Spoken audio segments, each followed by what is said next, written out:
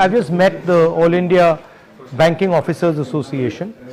They've raised multiple points, basically telling me how the very nature of the public sector banking system is being changed. These are serious issues that we want to raise in Parliament, but I don't think the government wants Parliament to run.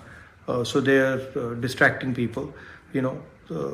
They're very disturbed with this Adani issue. My name is Balchandra, All India President of Bank Officer Confederation, All India. Our structure is, we are representing all nationalist banks as well as private sector banks. Okay. Our total membership is more than 4.5 lakhs across the country. We are a apolitical organization, but at the same time, we are facing some threats from the present so and so.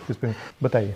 Basically, sir, we are concentrating on the issues what banking industry face in the present banking parlance. From that time, we were concentrating on the welfare of the people. But now, sir, we have a threat. We feel that banking is concentrating in the metro and urban, and the entire concept of banking has been confined to the word profit. So, in a sense, it is almost targeting the entire banking system at a very small number of people who are very wealthy. Yes, sir. The basic principle of the public sector bank to make banking accessible to people, to the masses, that is being destroyed. Yes, yes. Where is this being driven from?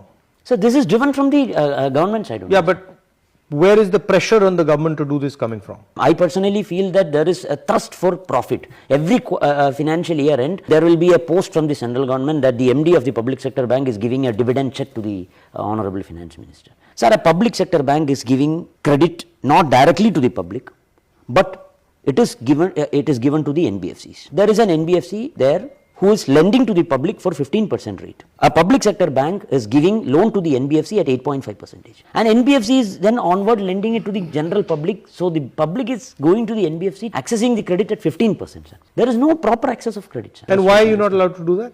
See, we are not allowed to do that because we are totally on profit only. We are focusing on the profit. Our human resources cut down.